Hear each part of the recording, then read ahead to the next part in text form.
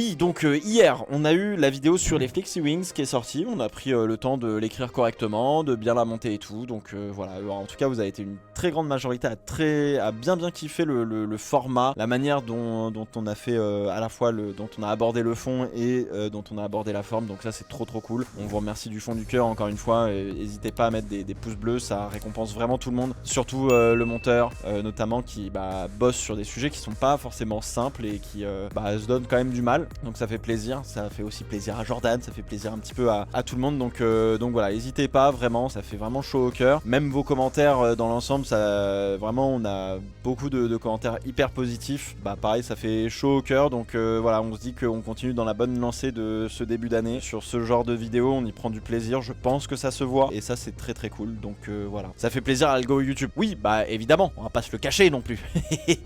J'allais dire c'est le nerf de la guerre. Oui. Après, encore une fois, je pense que le but du jeu, c'est surtout... Enfin, on fait les vidéos pas pour l'algo, on fait les vidéos pour vous, surtout, avant tout. Et derrière, bon, il y a des choses prépondérantes. Je sais pas si ça se dit, je sais pas si c'est le bon terme, je crois pas, mais il y a des choses où, effectivement, on peut pas y copier et où il faut un peu booster, entre guillemets, le référencement et ce genre de choses, tu vois. Mais on fait les vidéos avant tout pour vous, plus que pour l'algo. Contrairement à d'autres créateurs, et pas sur spécialement la F1 d'ailleurs, je pense. Mais oui, il y a des vidéos YouTube qui... Si, putain, j'ai vu des vidéos YouTube. C'est pas des vidéos françaises. Oh, je sais plus. Mais fait par des créateurs de contenu. Alors, si on peut appeler ça comme ça. Fait par des créateurs de contenu qui... Enfin, ça se voit très clairement que c'est écrit 100% par l'IA. C'est d'ailleurs, c'était pour le sujet. Donc, bon, je vous l'ai dit à la fin de la vidéo des Flexi Wings que la semaine prochaine, on vous sortait une vidéo sur Fernando Alonso. Déjà tournée, dans la boîte, en montage et tout. Très cool. Plutôt content de ça. Voilà. Je vous en dis pas plus. Mais du coup, pour écrire ce script, je me suis un peu sorti les doigts et tout. Et je voulais voir un petit peu ce que faisait pas forcément la concurrence, tu vois. Mais je voulais voir ce qui avait déjà été dit, pas dit. Aller chercher peut-être c'est des petites choses à gauche à droite que j'aurais pu louper sur la carrière de Fernando Alonso et ce genre de choses. Et je tombe sur des titres de vidéos avec des minias très cool où je me dis putain ouais ça promet. Et en fait c'est un script écrit par l'IA où je me dis putain mais ça se sent, ça s'entend, ça se voit, ça raconte des banalités et en plus de ça tu sens que c'est même pas naturel quoi. Et il y a un vrai problème. Donc j'étais là, j'étais en mode putain faut faire vraiment très gaffe et ça fait des centaines de milliers de vues hein. Mais les gens c'est de la merde, c'est de la merde, mais littéralement de la merde qu'on donne à manger entre guillemets au spectateur qui est très content parce qu'il entend à peu près ce qu'il veut entendre et il s'en bat les couilles tu vois. T'es là, je t'en mode putain c'est terrible. J'espère que les gens auront suffisamment d'esprit critique pour pas partir sur des vidéos qui sont d'un vide intersidéral d'un point de vue intellectuel et où t'es là et tu fais bon bah ok l'eau ça mouille super merci beaucoup au revoir. Mais bon malheureusement, ça je peux pas faire grand chose pour vous, voilà. Enfin, pour vous. Si, je peux vous faire des bonnes vidéos, mais après, derrière, les gens, ils font ce qu'ils veulent, ils regardent ce qu'ils veulent, et c'est leur... J'allais dire, c'est leur problème, c'est leur vie, quoi. Mais en tout cas, voilà, merci beaucoup. J'ai une question, une vidéo nécessite un travail d'enquête qui précède ton écriture, donc c'est combien de temps de recherche et de réflexion sur le sujet, par hasard? Pas à la recherche de petites mains. On est toujours à la recherche de petites mains, en vrai, crevette, donc envoie un mail. Et puis on verra, mais non en vrai on s'est posé la question, pour rien vous cacher, on s'est posé la question longtemps de prendre un auteur ou ce genre de choses. On se la pose toujours sur certains sujets, ça dépend. Je pense être tellement maniaque sur plein de trucs, vaut mieux que j'écrive tout moi-même que d'utiliser quelqu'un qui déjà même m'avance, même me fait des recherches. C'est un travail intellectuel que j'aime, enfin que j'aime, oui ici que j'aime beaucoup, mais en fait j'ai un esprit en arborescence qui part dans tous les sens et je pense que ça se voit en stream que je commence un truc, j'en ai 15 qui pop et on suit jamais la même conversation et ça part dans tous les sens. Donc en fait si on me donne quelque chose à la base ça va partir dans tous les sens et je vais pas me cadrer. Donc il vaut mieux que je le fasse tout moi-même en moi-même m'imposant des limites et tout que voilà. Mais envoie toujours un mail, on est toujours preneur évidemment de petites mains, voir si ça peut se faire, évidemment. Une petite hosted bientôt contre les abonnés sur iRacing. En vrai, on va s'organiser ça, peut-être pas tout de suite. Là, j'avoue, un peu pris. On est toujours en train de faire ça, tu vois, après le calendrier, etc. Et pourtant, on n'est qu'à une seule vidéo par semaine, mais on met peut-être un peu plus d'efforts par rapport aux années précédentes. Mais oui, un de ces quatre, on va s'organiser ça, peut-être. J'allais dire une fois par mois. Je veux rien promettre parce que, encore une fois, sur les lives, c'est vraiment à la cool, à la chill. Donc, on verra un petit peu, mais oui, en tout cas, voilà. Et écoutez, on va juste revenir sur quelques commentaires de la vidéo Flexi Wings parce que je vous le disais, alors déjà merci beaucoup évidemment, hein, vous avez été nombreux à plébisciter cette vidéo et encore une fois on vous en remercie. J'ai noté quelques commentaires hyper intéressants sur un sujet qui va au-delà de la vidéo, que je reconnais que j'ai pas abordé à aucun moment, et j'aurais pu l'aborder mais bon après à un moment donné ça fait un peu beaucoup. C'était le sujet de laisser aussi les équipes, c'est revenu beaucoup dans les commentaires, de laisser les équipes faire et en fait arrêter de surréguler, d'arrêter de niveler notamment par le bas, etc. Et j'avoue j'ai pas du tout abordé ce genre de thématique dans la vidéo, dans le sens où je sais pas si c'est un nivellement par le bas ou pas. C'est une question, en fait je pense, je comprends la réflexion, mais il faut aller au-delà de savoir si on nivelle par le bas ou pas les performances des équipes, etc. Parce que là pour le coup, l'avantage de performance se fait non pas sur un avantage direct en piste, un élément, mais sur le fait de trouver, d'avoir des éléments qui te permettent de trouver le bon réglage qui te permettent d'aller vite. C'est pas genre un aileron, boum, vitesse de pointe incroyable. C'est un peu plus complexe que ça. Et effectivement, je sais pas si c'est un nivellement par le bas. Il y a quelques équipes qui le font, d'autres qui ne le font pas. Je pense que c'est des choix financiers et techniques, surtout sur une saison 2025 où justement on est sur une fin d'ère et donc il y a peut-être de l'argent à garder et à mettre ailleurs que sur du Flexi Wings, etc. Et peut-être de mettre des ressources aussi humaines sur autre chose que des Flexi Wings. Est-ce qu'on surrégule trop? Je sais pas. Oui, non. Ça dépend de plein de choses en vrai. J'avoue que fut une époque où j'étais très critique envers ça en me disant putain c'est chiant mais vraiment on surrégule les choses, etc. Et il y avait une peur et effectivement, et on va le voir dans un autre commentaire, de trop surréguler peut tuer le sport, etc. Et je sais pas, c'est une vraie question. Alors je reprends juste le commentaire de Grand Méchant Trux. Je me demande si l'on ne finira pas un jour par avoir un revirement de philosophie avec une aéro motorisée sur les ailerons avant et arrière, et pourquoi pas le fond plat et les flancs pour maximiser le rapport vitesse-appui partout sur le circuit. C'est déjà plus ou moins le cas de ce qu'on va voir en 2026, puisqu'on va avoir du DRS sur l'aile avant et sur l'aile arrière, parce que tout simplement le moteur et il peut pas... Fallait revoir le châssis tellement ils veulent faire un truc un peu chelou sur le moteur, donc j'ai vraiment hâte de voir 2026 parce que je sais pas du tout ce que ça va donner, donc on verra bien évidemment ce que ça donne. À force d'avoir du passif à la limite du conforme chez tout le monde et des ingénieurs qui jouent encore et toujours avec les règles, leur permettre à tous de jouer à armes égales à tous les niveaux en débloquant un nouveau potentiel dans de nouvelles limites peut être intéressant, au lieu d'avoir une partie de la grille qui utilise une astuce et une autre moitié qui ne le fait pas. Gueule auprès de la FIA qui met une demi-saison à réagir, et donc on se pose des questions sur la légitimité des points attribués. Alors c'est un petit peu long dit comme ça. Ce que je comprends effectivement, c'est que il y en a qui ont un avantage, d'autres qui ne l'ont pas, et c'est compliqué. Mais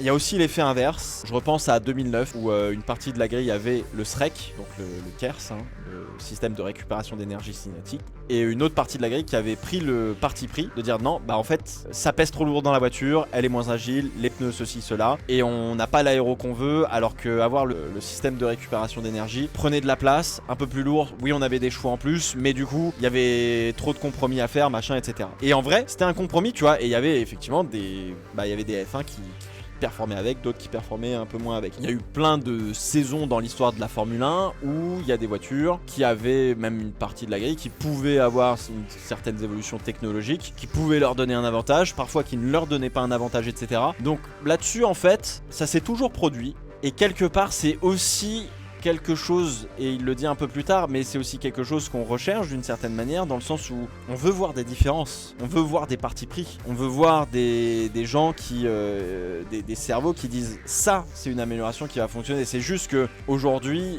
il y a effectivement le règlement technique doit faire 180 pages je crois, il y a 50 ans il en faisait 2 globalement.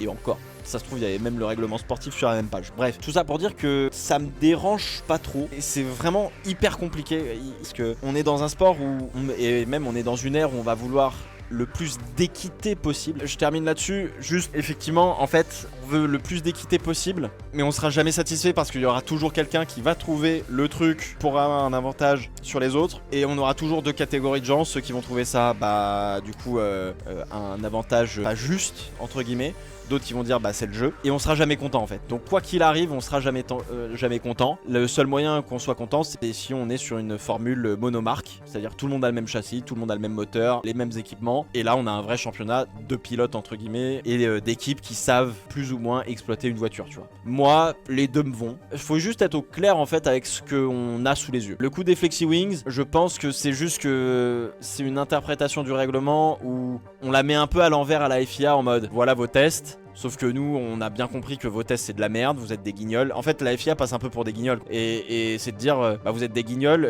nous, notre aile avant, elle se déforme à partir du moment où on est au-delà du poids que vous nous mettez sur les ailes avant. Donc, salut quoi. Ça me dérange pas. Je pense que le budget cap est normalement suffisamment bien foutu pour qu'il y ait des moments où tu dois faire des choix, où il y en a qui ont payé pour faire des Flexi Wings, d'autres qui ont payé pour faire autre chose, pour attaquer le problème de manière différente. C'est juste que effectivement, selon la réglementation technique, à un moment donné ou un autre, il y a une amélioration qui va donner un avantage qui va être conséquent, que toutes les équipes vont copier au fur et à mesure. Et quoi qu'il arrive, ça sera le cas dans les années qui arrivent avec les ères techniques qu'on va vivre. Donc voilà. Je finis sur ce qu'il nous dit. Déjà trouver la bonne formule niveau technique, oui. Alors bon, voilà, tout ça, là il reparle des ailes avant et ailes arrière qui peuvent être motorisées, etc.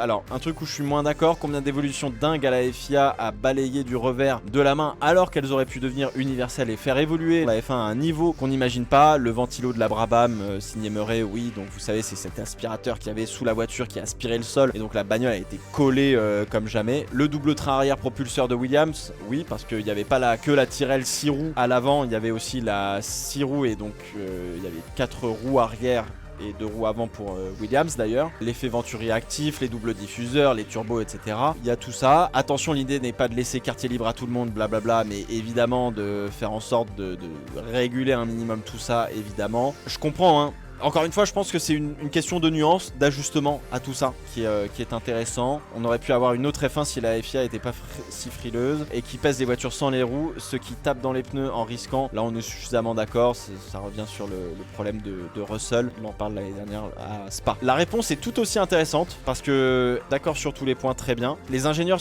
ils soulèvent quelque chose qui est évident, c'est qu'on arrive aux limites des capacités humaines en fait. C'est la limite physique des pilotes. Et effectivement, depuis le milieu des années 90, on est à surréguler parce que en fait, on arrive à une limite physique qu'on pourra difficilement dépasser. Et c'est ça le problème, c'est qu'à un moment donné, oui, on va pas pouvoir prendre 370 km/h du portier jusqu'à la chicane du port dans le tunnel de Monaco, faire un big freinage, passer la chicane à 90 km/h, voire si c'est pas plus d'ailleurs, et faire un temps autour à Monaco qui dure 55 secondes. Non, à un moment donné, tu vois, il y a des limites physiques qui vont plus être intéressantes pour nous, tu vois. Question de sécurité, oui, on y touche. Je pense qu'on est aussi à une ère où la sécurité, on est quand même très très haut, mine de rien. Mais voilà. Donc en fait, c'est là, on arrive sur une F1 où battre des records du tour, etc., ça va plus avoir d'intérêt parce que la performance va sacrifier le spectacle, en fait. Quand tu vas pouvoir freiner à 50 mètres, personne va pouvoir te faire freiner qu'à 1 mètre plus tard ou 2 mètres plus tard. T'annules toutes les batailles sur les freins. Typiquement, si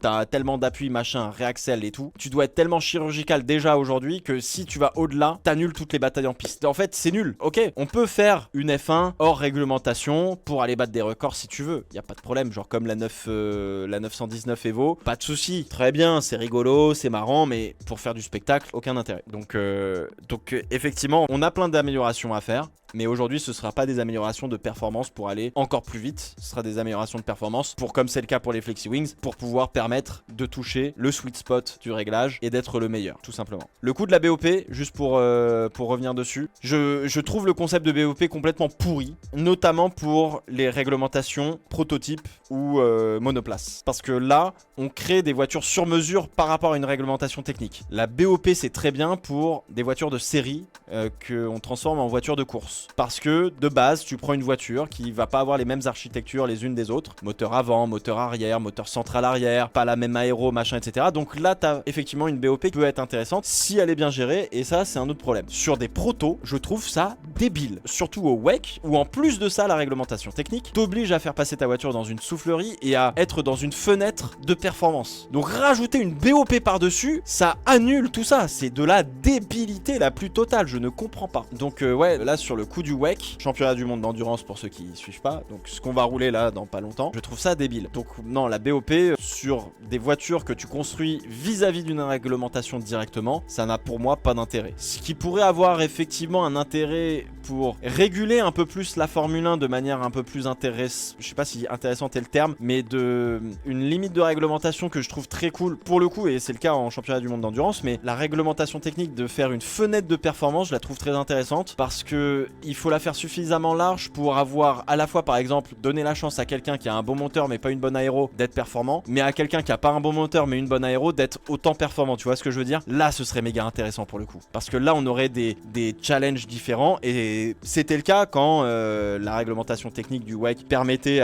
au concept de la Peugeot 9X8 de fonctionner, mais bon, ils ont changé la réglementation entre temps, bon bref, je reviens pas dessus, on a fait une vidéo l'année dernière dessus et n'hésitez pas à aller la voir si vous l'avez pas vue, mais là ça serait intéressant. Là pour l'instant on est sur une réglementation technique à un moment donné ou un autre, on est à 180 pages de réglementation technique pour dire comment tu fabriques une Formule 1, c'est chaud. C'est chaud. Le commentaire est très cool parce qu'il ouvre une perspective et un débat qui est hyper intéressant, qu'on pourra se poser, un de ces quatre, pour en parler un peu plus en détail, mais effectivement, toute la question de la technique, etc. et le nivellement par le bas, oui, non, quelles améliorations on peut pousser, comment on peut les pousser, etc. Est-ce qu'on le fait dans la saison, pas dans la saison, comment on les inclut et tout, ça peut être hyper intéressant. J'étais très sceptique, j'étais un peu comme ça, pour le coup, en expliquant, vous savez, la rigidité parfaite, le point de cassure, la flexibilité, etc. J'avais un peu peur de me gourer ou d'aller dans un endroit pas ouf. On m'a dit les explications physico-mécaniques à partir de 3 minutes, ce n'est pas un grand raccourci, c'est bien expliqué. Merci mon Dieu, ça veut dire que j'ai bien compris, tout va bien. Donc merci, voilà, j'ai pas foutu en PLS les ingés en physique, etc. Donc tout va bien. Je croyais que c'était Hamilton qui avait déjà gagné. Non, je rigole, super vidéo comme d'hab, merci beaucoup. Donc effectivement, ça fait écho au titre qu'on avait fait sur la vidéo de Lewis Hamilton, donc très cool. Étant juriste, ça fait plaisir d'entendre qu'un article dispose et ne stipule pas. Effectivement, moi je me suis rappelé de mes cours de droit, mais j'ai quand même vérifié parce que je me souvenais plus si on pouvait dire ça d'un article. Vous pouvez dire ça d'une loi ou d'un article de loi qui dispose, et effectivement il ne stipule pas. Un contrat vous stipule de faire quelque chose. C'est pas pareil. Voilà, donc l'essence même de la F1, la recherche de la performance par l'ingénierie. La FIA devrait se réjouir car le jour où il n'y a plus de recherche et de développement, le sport sera mort. Je suis pas certain. Le sport auto en lui-même, non. Parce qu'il y aura toujours de la recherche de performance de manière différente. Il n'y aura peut-être pas d'innovation. Et je pense que ça, c'est vraiment pas la même chose. C'est pas la même chose de rechercher de la performance que de rechercher de l'innovation. Parce que vous pouvez rechercher de la performance sans avoir recours à l'innovation en ingénierie, tu vois. Mais ce qu'on aime aussi avec la F1, c'est que tu fais de la recherche de performance à travers de l'innovation et de l'ingéniosité. Par exemple, justement, les FlexiWing, c'est de la structuration, des calculs structurels de pièces aérodynamiques et en carbone, etc., qui est hyper intéressante. Mais en F2, il y a de la recherche de perfo, pas de la même manière, qui est beaucoup moins visible pour le spectateur, mais il y a de la recherche de perfo, et qui passe pas forcément par de l'innovation. Pourquoi presser la fin de carrière d'un rookie comme tu le fais à la fin de ta vidéo ? Donc ça c'est effectivement la vanne qui est revenue aussi dans les commentaires, donc très rigolo sur évidemment Fernando Alonso. Tu flexes un peu avec ta dérive de Formule Renault de litre, oui, qu'on m'a récupéré en vrai dans le bac à sable. Je regarde s'il y avait autre chose. Ça, ok, donc là pareil c'était sur la physique et je crois c'est tout, j'ai fait le tour. Ok, cool, très cool.